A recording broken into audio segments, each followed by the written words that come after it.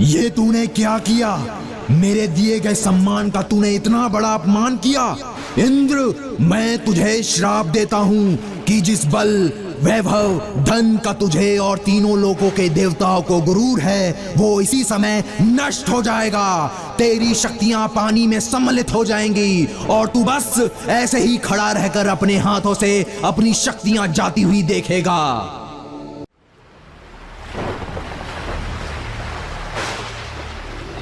विष्णु पुराण, भागवत पुराण और महाभारत में विवरण किए गए इस मोहिनी रूप की प्रोत्साहना जितनी भी करो उतनी कम है। देवताओं को दिलाए गए अधिकार में सबसे बड़ा हाथ भगवान विष्णु के इस मोहिनी रूप का ही था।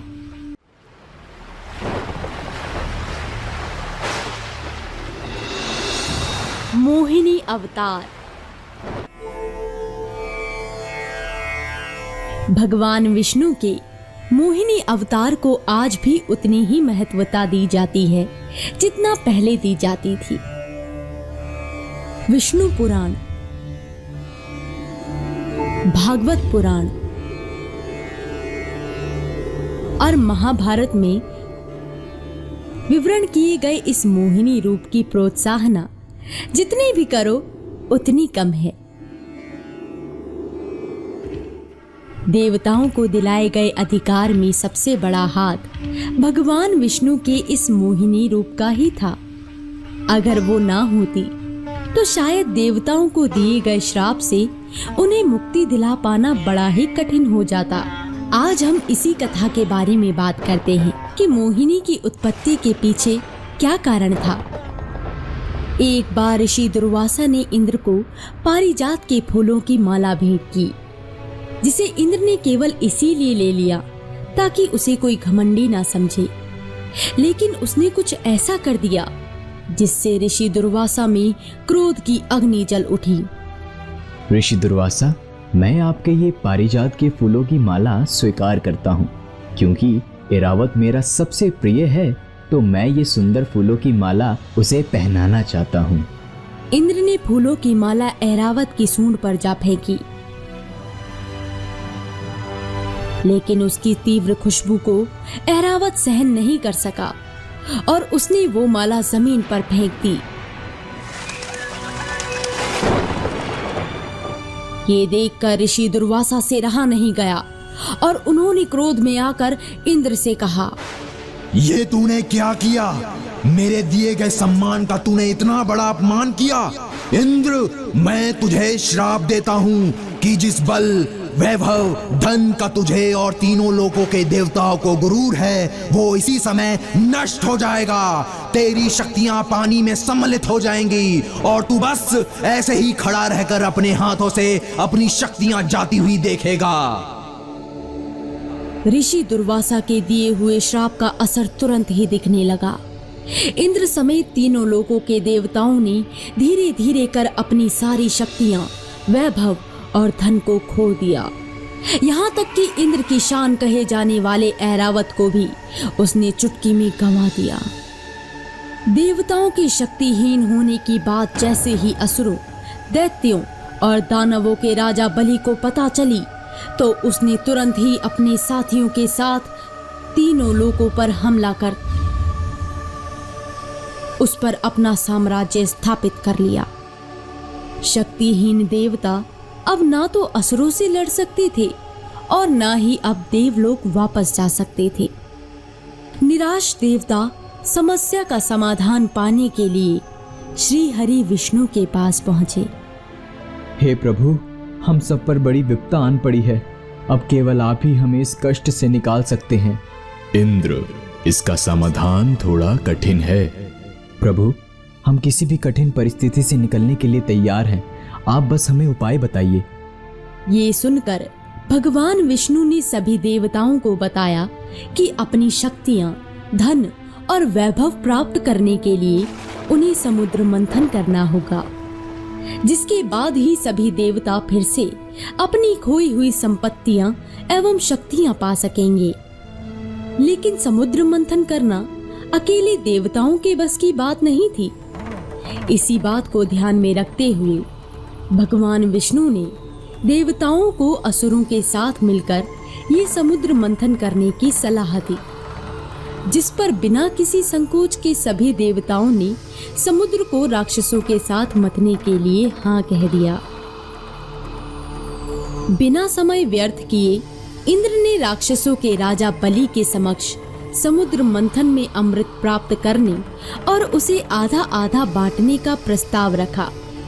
अमृत पाने के लालच ने राक्षसों के होश उड़ा दिए और अमर होने की लालसा में सभी ने हाँ कह दिया, जिसके पश्चात बिना समय गंवाए समुद्र को मथने की तैयारियां होने लगीं। भगवान विष्णु की सहायता से मंदराचल पर्वत को मथनी और वासुकी नाग को नीति बनाया गया। वासुकी नाग को कोई पीड़ा ना हो, इसीलिए भगवान विष्णु ने उसे गहरी निद्रा देकर उसके सारे कष्ट हर लिए। वहीं पर्वत को अपनी पीठ का सहारा देने के लिए खुद भगवान विष्णु ने कूर्म अवतार लेकर सबकी दुविधा का निवारण किया। वहीं दूसरी तरफ भ्रष्ट बुद्धि वाले दैत्य, असुर, दानवादी ने सोचा कि वासुकी नाग को मुख की ओर से पकड़ने में अवश्य कुछ न कुछ लाभ होगा, तो उन्होंने देवताओं से कहा कि हम किसी से शक्ति में कम नहीं हैं, हम मुख की ओर का स्थान लेंगे। तब देवताओं ने वासुकी नाग की पूंछ की ओर का स्थान ले लिया। अंत में समुद्र मंथन की शुरुआत की गई। कहने को तो देवता और असुर समुद्र को मथने के लिए काफी बलशाली थे, लेकिन असल में मंदराचल पर्वत के एक एक चक्कर को सही तरीके से खींचना काफी पीड़ादायक था। सभी की हालत काफी खराब हो रही थी, लेकिन अमृत पाने की लालसा में सभी देवतागण और दानव इस कार्य में लगे रहे। उस विशाल समुद्र में से जल से भरा एक मटका निकला, जिसे देखकर सभी को लगा कि वो अमृत है। हमारी मेहनत सफल हो गई। हमें अमृत की प्राप्ति हो गई। हमें सबकी मेहनत का फल हमें मिल गया।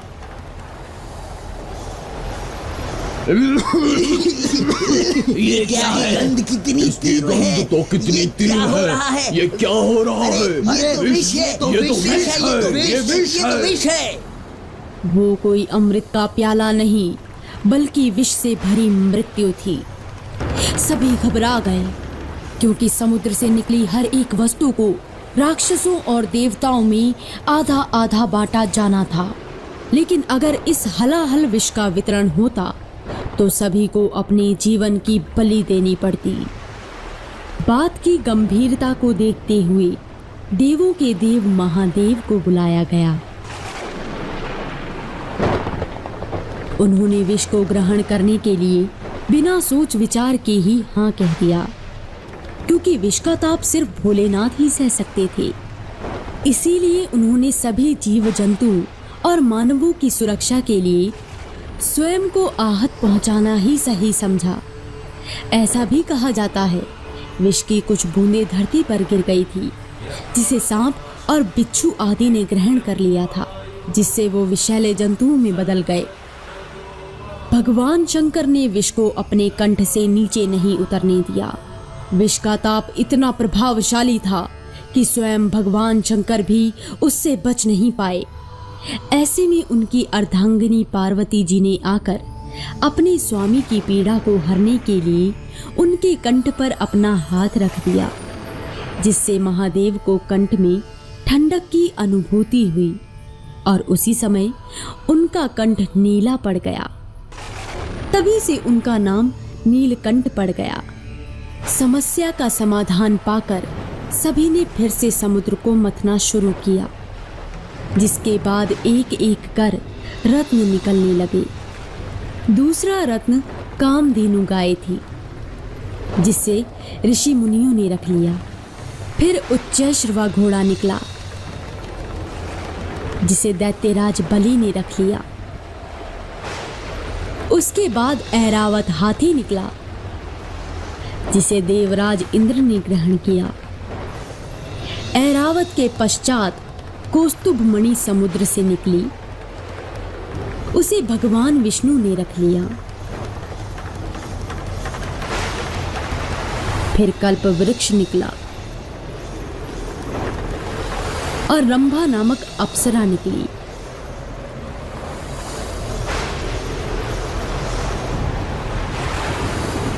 इन दोनों को देवलोक में रख लिया गया। आगे फिर समुद्र को मथने से लक्ष्मी जी निकली।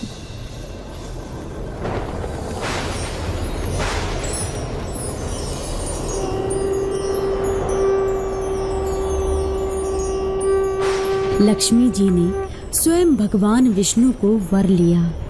उसके बाद कन्या के रूप में वारुणी प्रकट हुई, जिसे दैत्यों ने ग्रहण किया। फिर एक के पश्चात एक चंद्रमा, पारिजात वृक्ष तथा शंख निकले और अंत में धन्वंतरी वैद्य अमृत का घट लेकर प्रकट हुए। अमृत को अपने सामने पाकर सभी की खुशी का कोई ठिकाना ही नहीं रहा था। अमर होने की लालसा सभी में तीव्र होने लगी।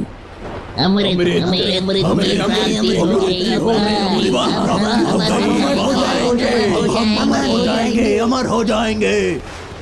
लेकिन सभी की खुशी को ग्रहण तब लगा जब अचानक धन्वंतरी के हाथ से अमृत को दैत्यों ने छीन लिया।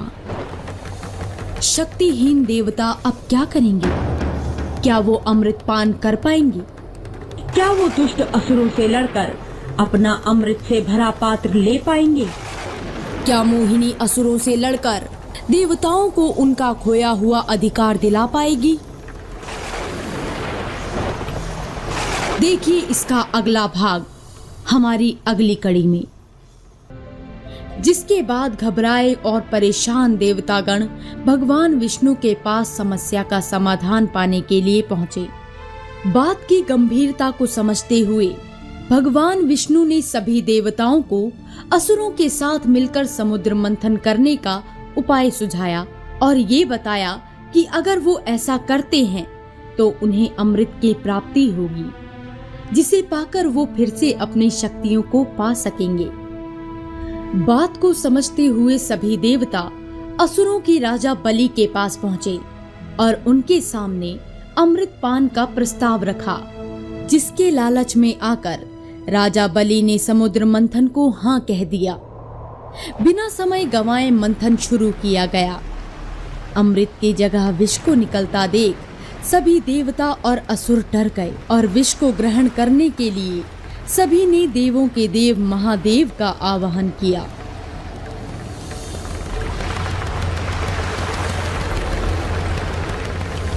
और उन्होंने बिना संकोच के सारा विष पी लिया, जिसके पश्चात कड़ी मेहनत के बाद अमृत की प्राप्ति हुई, जिसे असुरों ने धोखे से चुरा लिया। अब आगे वहीं देवताओं के पास दुर्वासा के श्रापवश इतनी शक्ति नहीं रही थी कि वो दैत्यों से लड़कर उस अमृत को ले सकें। इसीलिए वो निराश ही खड़े रहे। वहीं अमृत का घट दैत्यों के पास होने से सभी दैत्य खुशी से नाचने लगे। बात अब बिगड़ चुकी थी। अगर असुर वो अमृत पी लेते हैं तो उन्हें इस संसार में हराने वाला कोई नहीं बचता। और एक बार फिर भगवान विष्णु को देवताओं की नैया पार करने के लिए बुलाया गया।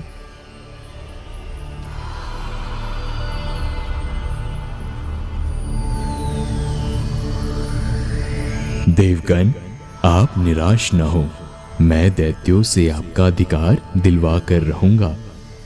देवताओं को निराश देखकर भगवान विष्णु ने तत्काल मोहिनी रूप धारण कर लिया। पांव से लेकर सर तक मोहिनी का रूप इस तरह तराशा हुआ था कि मानो किसी के छूते ही वो मैली हो जाए। उसका रूप इतना आकर्षित था कि उसे देखकर दैत्य तथा देवताओं की तो बात ही क्या, इस अपार ब्रह्मांड के भगवान भी स्वयं इस सुंदरी के रूप को देखकर अनदेखा ना कर पाए। जिसके बाद दैत्यों ने उस नवयौवना सुंदरी को अपनी ओर आते हुए देखा तो सभी उसकी ओर कामासक्त होकर एकटक देखने लगे। भगवान विष्णु की चाल से अनजान राजा बलि ने मोहिनी को अमृत असुरों में एक समान बांटने की बात कही। आओ सुंदरी, तुम्हारा स्वागत है। हमें अपने सुंदर कर कमलों से ये अमृत पान कराओ। हे देवताओं और दानवों, आप दोनों ही महर्षि कश्यप जी के पुत्र होने के कारण भाई भाई हैं, फिर भी लड़ते रहते हो। मैं तो स्वेच्छाचारिणी स्त्री हूँ। जब बुद्धिमान लोग ऐसी स्त्री पर विश्वास नहीं करते, फिर भी तुम लोग मुझ पे कैसे विश्वास कर रहे हो? विश्व मोहिनी के ऐसे नीति कुशल वचन सुनकर उन कामांध दैत्यों, दानवों और असुरों को उस पर और भी विश्वास हो गया, जिस पर असुर राज बलि ने कहा, हमें तुम पर पूर्ण विश्वास है। तुम जिस प्रकार बांटोगी हम उस प्रकार अमृत पान करेंगे। तुम ये घट लो और हम सभी में अमृत वितरण करो। इसके बाद मोहिनी ने अमृत दानवों और देवताओं में एक समान बांटने की बात कही, जिसे सुनकर सभी ने अपना समर्थन दिया। कुछ ही समय में विश्व मोहिनी ने अमृत घट लेकर देवताओं और दैत्यों को अलग अलग पंक्तियों में बैठने के लिए कहा। मोहिनी दैत्यों को अपने कटाक्ष से मदहोश करते हुए देवताओं को अमृत पान कराने लगी। भगवान की इस चाल को राहु नामक दैत्य समझ गया। वो देवता का रूप बनाकर देवताओं की पंक्तियों में जाकर बैठ गया और प्राप्त अमृत को मुख में डाल लिया। जब अमृत उसके कंठ में जा पहुंचा, तब चंद्रमा और सूर्य ने विष्णु को पुकार कर कहा कि ये राहु दैत्य है। ये सुनकर भगवान विष्णु ने तत्काल अपने सुदर्शन चक्र से उसका सर गर्दन से अलग कर दिया। अमृत के प्रभाव से उसके सर और धड़ राहु और केतु नाम के दो ग्रह बनकर अंतरिक्ष में स्थापित हो गए। उसी बैर भाव के कारण आज तक सूर्य और चंद्रमा का ग्रहण होता आ रहा है।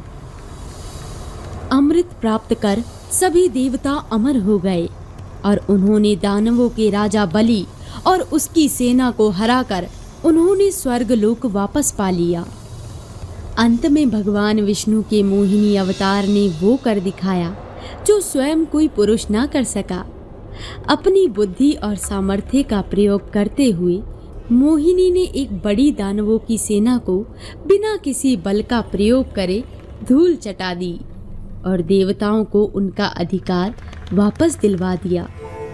सच ही कहते हैं, एक स्त्री मात्र अपनी चतुराई और समझदारी से हर हारा हुआ युद्ध अपनी झोली में जीत का मोती बनाकर डाल सकती है। हम सब ये उम्मीद करते हैं कि आपको हमारी ये कड़ी भी पसंद आई होगी। अगर आप इस कहानी को लेकर कोई सुझाव देना चाहते हैं तो महा वॉरियर की टीम आपका तहे दिल से स्वागत करती है।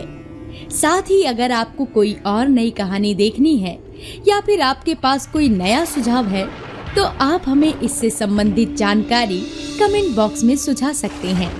कहानी पसंद आई तो इसे लाइक और शेयर करना ना भूलें। मिलते हैं आपसे एक और नई कहानी के साथ। भागीरथ की गंगा यात्रा। हम सभी ये जानते हैं कि माँ गंगा को धरती पर लाने के पीछे सबसे बड़ा हाथ महाराज भगीरथ का था। कई वर्षों की तपस्या, राजपाट से वनवास और जीवन भर वैरागी हो जाने के संकल्प ने ही उन्हें इस कठोर काम में सफलता दिलाई।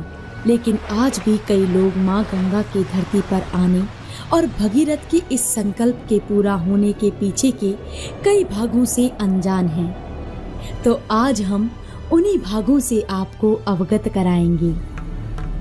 कहा जाता है कि देवी लक्ष्मी, गंगा और सरस्वती के बीच किसी बात को लेकर अनबन हो गई, जिससे तीनों के बीच में ही आक्रोश उत्पन्न हो गया। आक्रोश इतना प्रभावशाली था कि कोई भी उसके तेज से बच नहीं सका और अंत में आकर त्रिदेवियों ने एक दूसरे को श्राप दे दिया।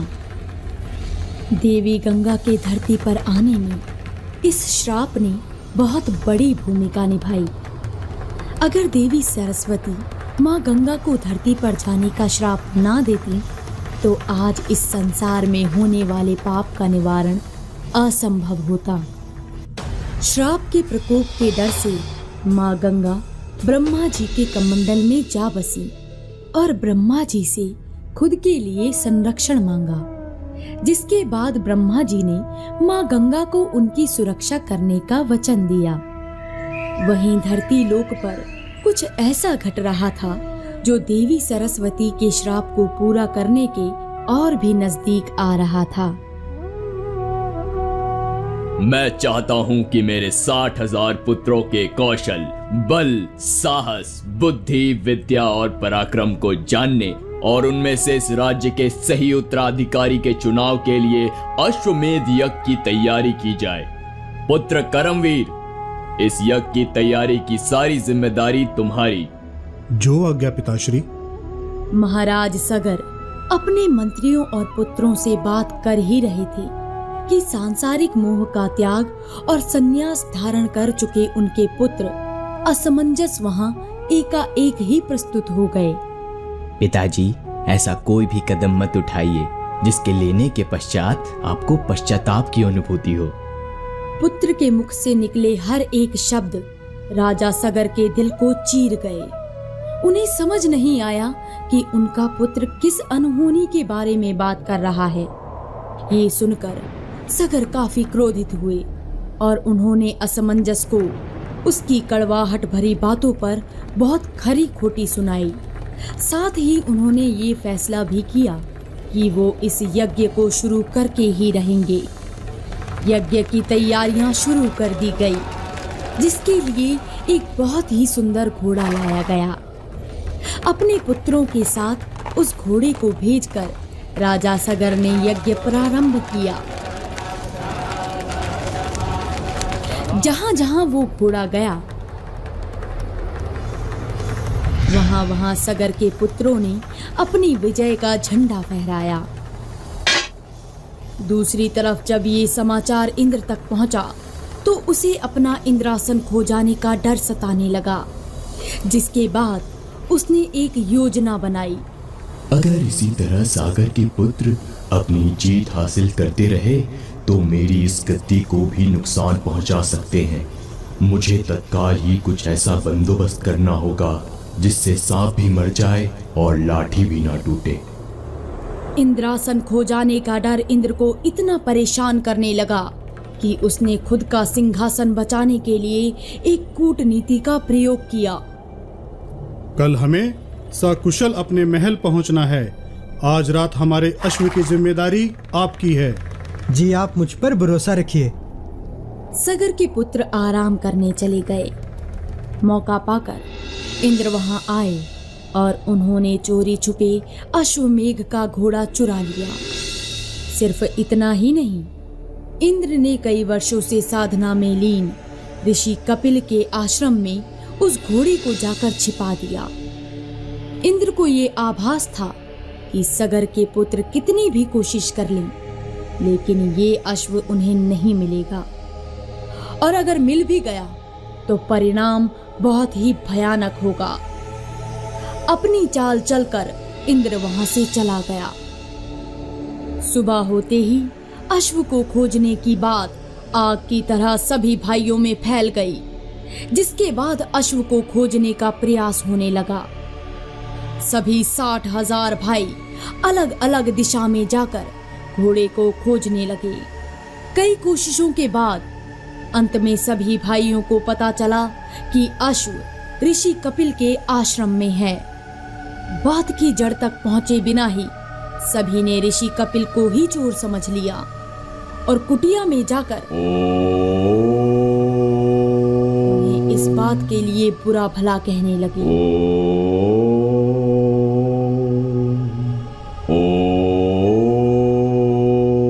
ध्यान में मग्न ऋषि कपिल को जब शोर आता सुनाई दिया तो वो क्रोधित होकर उठे। कई वर्षों के ध्यान को चुटकी भर में भंग होता देख ऋषि आग बबूला हो गए। साथ ही लगातार खुद के ऊपर बिना किसी साक्ष्य के आरोप लगता देख ऋषि कपिल के सब्र का बांध टूट गया और उन्होंने सभी को उसी समय अपने तेज से भस्म कर दिया। ऋषि कपिल के आश्रम में चारों तरफ बस 60,000 लाशों की राख पड़ी थी।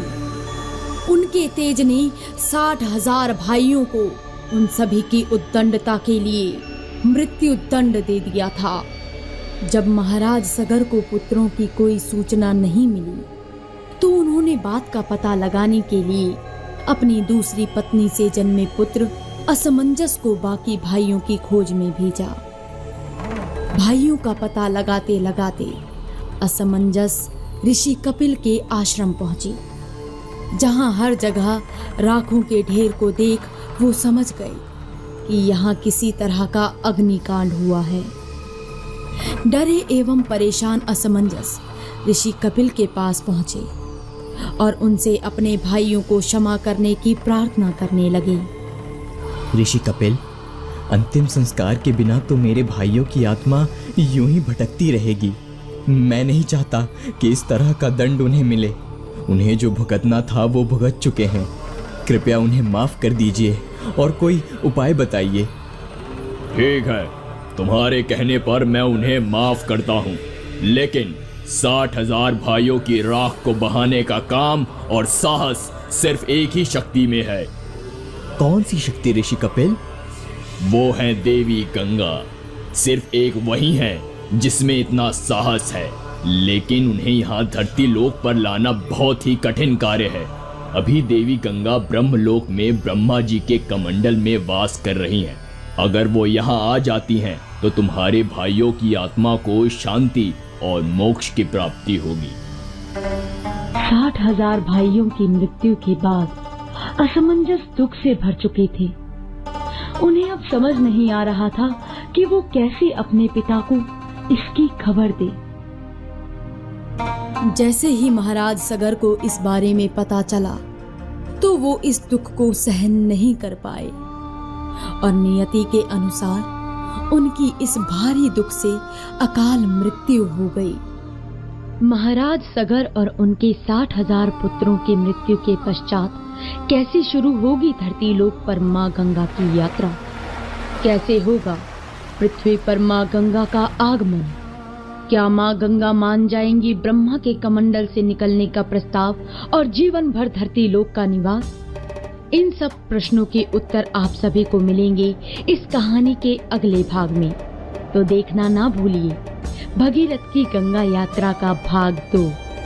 तब तक के लिए हर हर गंगे। सगर के पुत्र असमंजस ने आत्माओं की मुक्ति का प्रयास किया, जो उनकी मृत्यु के साथ असफल रहा। जिसे फिर से सफल बनाने की कोशिश असमंजस के पुत्र दिलीप द्वारा की गई, लेकिन वो भी इस कार्य में असफल रहे।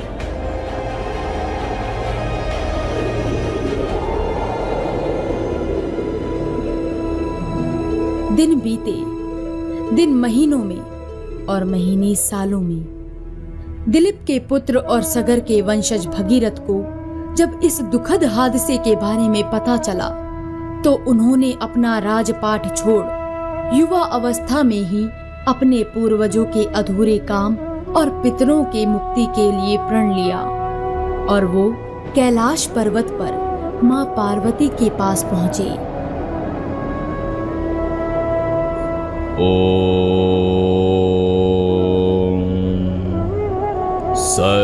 सर्वमंगल्य मांगल्ये शिवे सर्वाद साधिके शरण्ये त्र्यंबके गौरी नारायणी नमोस्तुते।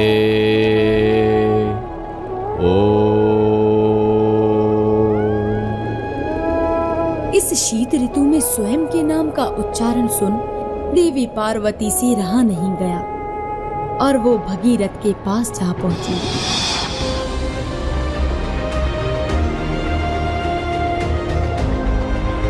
जहां उसने बताया कि माता सरस्वती ने उसे यहाँ भेजा है ताकि वो माँ गंगा को पृथ्वी लोक पर ले जा सके। जिसे सुनने के बाद माँ पार्वती ने कहा, पुत्र भागीरथ, मेरी बहन गंगा ब्रह्मा जी के आश्रय में है। उन्हें बिना उनकी अनुमति के वहाँ से कोई भी नहीं ले जा सकता। जी, इसी विषय में तो मैं यहाँ आपसे मिलने आया हूँ, ताकि आप माँ गंगा को मेरे साथ जाने के लिए मना लें। और रही बात ब्रह्मा जी की साधना की, तो मैं उसे जरूर पूर्ण करूँगा। उन्हें अपनी बात के लिए राजी कर लूँगा। अपने पुत्र की बात को माँ पार्वती मना करती भी तो कैसी करती। उन्होंने भगीरथ को आश्वासन दिया कि वो माँ गंगा को धरती पर जाने के लिए अवश्य मनाएंगी। बात को सुनकर भगीरथ ब्रह्मा जी की साधना के लिए निकल गए। वहीं दूसरी तरफ माँ पार्वती माँ गंगा को अपनी इच्छानुसार पृथ्वी पर जाने के लिए मनाने लगी। बहन गंगा, मैं आपसे निवेदन करती हूँ कि आप पृथ्वी लोक पर चली जाएं, ताकि मेरे पुत्र भगीरथ के पूर्वजों को मोक्ष प्राप्त हो जाए। मेरे पुत्र की इच्छा और साधना को केवल आप ही पूर्ण कर सकती हैं। नहीं पार्वती, मैं पृथ्वी पर पापियों के बीच में नहीं रहना चाहती। बहन, वहाँ मेरा पुत्र भगीरथ अपने पितरों की मुक्ति के लिए कठोर तपस्या कर रहा है। क्या आप नहीं चाहती कि उसकी तपस्या पूर्ण हो? मेरा पुत्र आपका भी तो पुत्र कहलाएगा ना दीदी? तो क्या आप अपने पुत्र की खुशी के लिए इतना नहीं कर सकती? बहन पार्वती, मैं देवी सरस्वती के श्राप से अभी भी डरी हुई हूँ और पृथ्वी पर जाकर मैं किसी भी पापी के बीच में नहीं रहना चाहती। माँ पार्वती के कई बार समझाने पर भी देवी गंगा मान ही नहीं रही थी। वो चाहती ही नहीं थी कि वो धरती लोक पर जाएं। देवी पार्वती के कई बार विनती करने पर भी माँ गंगा अपने निर्णय से टस से मस नहीं हुई और उन्होंने माँ पार्वती को मना करना ही उचित समझा। श्राप का असर इतना तीव्र था कि माँ गंगा खुद को भी डरा हुआ पा रही थी।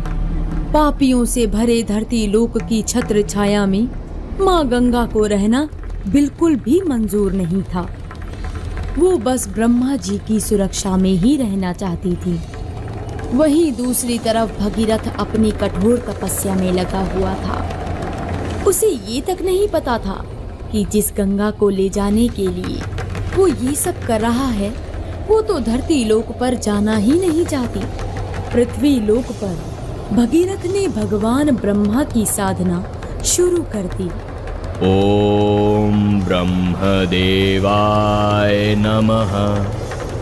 ओम ब्रह्मदेवाय नमः।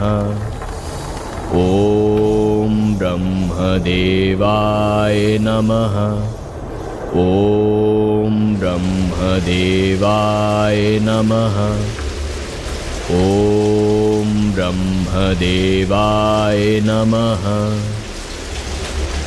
बिना बात की जानकारी के भगीरथ अपने पूर्वजों को मोक्ष दिलाने की कोशिश में दिन रात की तपस्या में लीन हो गया। उसे इस बात की अनुभूति तक नहीं थी कि माँ गंगा को पृथ्वी पर आना बिल्कुल भी मंजूर नहीं। वो तो बस ब्रह्मलोक में ब्रह्मदेव के कमंडल में ही वास करना चाहती थी।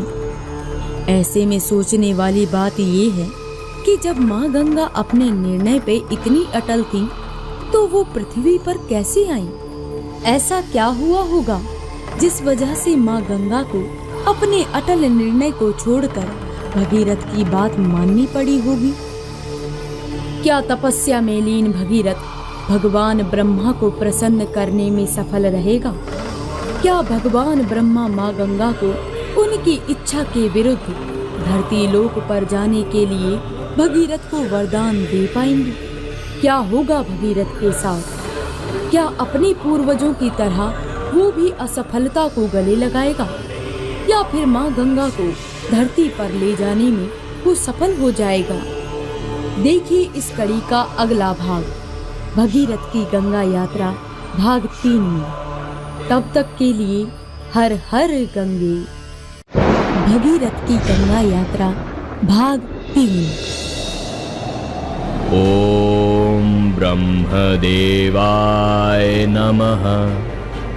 ओम ब्रह्मदेवाय नमः। ओम ब्रह्मदेवाय नमः। ओम ब्रह्मदेवाय नमः। ओम ब्रह्मदेवाय नमः। बहन गंगा, चाहे मैं और आप कितनी भी कोशिश क्यों ना कर ले, लेकिन इस श्राप से मुक्ति पाने के लिए हम दोनों में से कोई भी सफल नहीं होगा। कृपया करके इस नादान भगीरथ की मदद कीजिए और इस पर अपनी कृपा शक्ति बरसाइए। तुम सही कह रही हो पार्वती, मुझे इस तरह हट नहीं करना चाहिए। मैं कितना भी प्रयास कर लूं, लेकिन माँ सरस्वती के श्राप को फैलने से मैं भी रोक नहीं सकती। अब तुम निश्चिंत होकर जाओ। मेरा ये वादा है कि मैं भगीरथ के साथ धरती लोक पर जरूर जाऊंगी। माँ गंगा की बात सुनकर माँ पार्वती बहुत ही प्रसन्न हो गई और उन्होंने अपनी बड़ी बहन का धन्यवाद किया। वहीं दूसरी तरफ अपनी तपस्या में लीन भगीरथ बस ब्रह्मदेव का ही नाम लिए जा रहे थे। ओम ब्रह्मदेवाय नमः। ओम ब्रह्मदेवाय नमः। ओम ब्रह्मदेवाय नमः। ओम ब्रह्मदेवाय नमः। लगातार कई वर्षों की घोर तपस्या के पश्चात आखिरकार ब्रह्मदेव ने भगीरथ को अपने दर्शन दे ही दिए। उठो भगीरथ, मैं तुम्हारी तपस्या से बहुत प्रसन्न हूँ। भगीरथ, मैं तुम्हारी कामना पूरी होने का आशीर्वाद देता हूँ। तथास्तु। आपका बहुत बहुत धन्यवाद ब्रह्मदेव। ब्रह्मदेव ने भगीरथ को उसकी मनचाही कामना प्रदान की। साथ ही उन्होंने भगीरथ को माँ गंगा को अपने साथ ले जाने के लिए उसे ब्रह्मलोक चलने के लिए कहा, लेकिन वहाँ तभी माँ गंगा आ गई।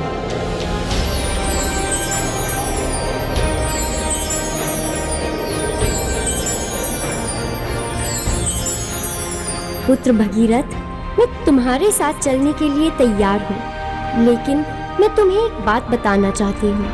मेरे वेग को सहना धरती के लिए असंभव है। हमें कोई ऐसा उपाय निकालना चाहिए जिससे मेरे साथ चलने पर पृथ्वी के किसी भी जीव को हानि ना पहुँचे। माँ गंगा के वेग को सिर्फ भगवान शिव ही नियंत्रित कर सकते थे, जिसके पश्चात बिना समय गंवाए भगीरथ ने भगवान शिव की साधना शुरू कर दी। भगीरथ की निष्ठा और भक्ति से प्रसन्न होकर महादेव ने उसे मनचाहा वरदान दे दिया।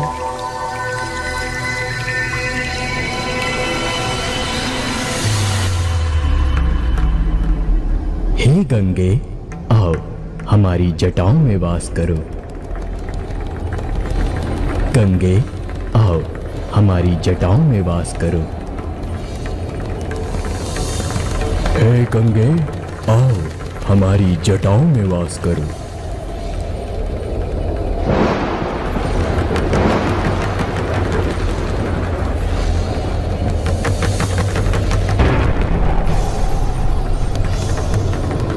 गंगे, गंगे, गंगे, गंगे।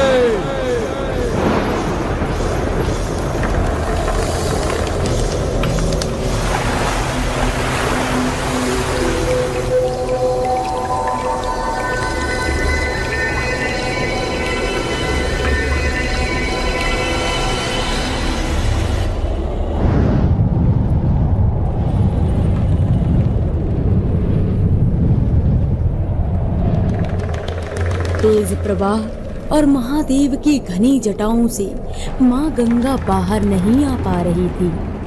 भगवान के केशों से निकलने का उन्हें कोई भी रास्ता नहीं मिल पा रहा था। खुद को अंदर पाकर वो बहुत घबरा गई और वो भगवान से अपनी उलझन का समाधान मांगने लगी। हे महादेव, मुझे मेरे वेग के लिए क्षमा करें। मैं आपसे माफी मांगना चाहती हूँ, लेकिन इस तरह मैं आपके केशों में नहीं रह पाऊंगी। मैं जब ब्रह्मा जी के पास थी तो वहाँ भी आ जा सकती थी, लेकिन यहाँ मैं इस तरह अनंत काल तक नहीं रह पाऊंगी। कृपया करके मुझे इस परेशानी से निकालिए। माँ गंगा की उलझन को देख भगवान शिव ने उन्हें अपनी जटा से निकाला और उन्हें भगीरथ के साथ पृथ्वी पर भेज दिया। माँ गंगा भगीरथ के साथ उनके पीछे पीछे पृथ्वी पर जाने लगी। आखिरकार भगीरथ और उसके प्रयासों को सफलता मिल ही गई, लेकिन अभी भी रास्ते में एक अड़चन आनी बाकी थी। रास्ते में भगीरथ ने ऋषि जाहनु का आश्रम देखा और उनसे मिलने की इच्छा जताई। माँ गंगा को भगीरथ ने वहीं रुकने के लिए कहा और खुद कुटिया के अंदर चले गए। लेकिन भोला भगीरथ इस बात से अनजान था कि भला कोई पानी के प्रवाह को कैसे रोक सकता है। अपनी चंचलता के कारण माँ गंगा ऋषि जाहनु के आश्रम से गुजरी, लेकिन तेज प्रवाह के कारण पूरी कुटिया डूब गई। सब कुछ तहस नहस हो गया। ये देखकर ऋषि बहुत ही ज्यादा क्रोधित हो गए। इतना दुस्साहस कि मेरी कुटिया में आकर मेरा ही सब कुछ तहस नहस कर दिया। मैं अभी इसे सबक सिखाता हूँ। ऋषि जाहनु बहुत ही क्रोधित हो उठे। उन्होंने गंगा का सारा जल पी लिया। ये देखकर भगीरथ बहुत ही चिंतित और परेशान हो गया, जिसके बाद उसने ऋषि जाहनु से अपना क्रोध शांत करने के लिए कहा। शांत हो जाइए ऋषिवर, शांत हो जाइए। मैं समझ सकता हूँ कि आप इस नुकसान से काफी क्रोधित हैं, लेकिन मैंने और मेरे पूर्वजों ने इस दिन के लिए बड़ी कठोर तपस्या की है। कृपया करके ऐसा अनर्थ ना कीजिए। भगीरथ ने ऋषि को सारी बात बता दी, जिसे सुनकर उन्हें भगीरथ पर दया आ गई और उन्होंने गंगा को अपने कान से निकालकर मुक्त कर दिया। उस दिन से माँ गंगा को जानवी के नाम से पुकारा जाने लगा।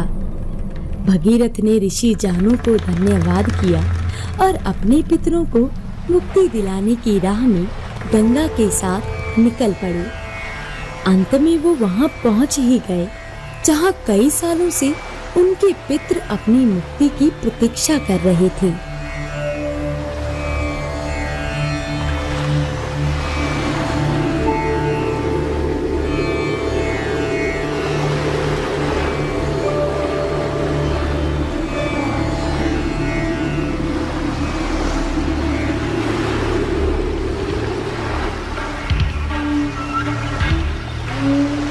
पुत्र भगीरथ, तुमने वो किया है जिसको करना असंभव था। हमें तुम पे गर्व है पुत्र। आज हम बहुत खुश हैं, क्योंकि सिर्फ तुम्हारी वजह से हमारी भटकती आत्माओं को शांति मिलेगी। देवी गंगा, मैं आपका उपकार कैसे चुकाऊंगा? आपने जो हमारे लिए किया है उसका मैं जीवन भर के लिए ऋणी बन चुका हूँ। महादेव, ब्रह्मदेव, माँ पार्वती और आपके उपकार का मैं आभारी हूँ। यहाँ तक मेरे साथ आने के लिए आपका बहुत बहुत धन्यवाद। तुम्हारा कल्याण हो पुत्र। इसी तरह पापों का नाश करने वाली गंगा और धरती को होने वाले पाप से पवित्र रखने वाली मंदाकिनी पृथ्वी पर आ गईं और यहाँ आते ही उन्होंने हर जन जीवन को खुशियों से भर दिया। भगीरथ की तपस्या और उसके पूर्वजों के बलिदान को इस पृथ्वी पर कोई नहीं नकार सकता। जो सौभाग्य एक मानव को गंगा को धरती पर लाने से मिला है, वो हर मानव जाति के लिए अमूल्य है। जिसका उपकार कभी भी नहीं भुलाया जा सकता। भगीरथ के त्याग, उसकी कठिन तपस्या और हर छोटी सी बड़ी परेशानी का अकेले ही समाधान निकालना प्रशंसनीय है। साथ ही अपनी संस्कृति और पितरों के प्रति अपना आदर बनाते हुए उनका उद्धार करना हर मानव जाति के लिए एक बड़ी सीख है।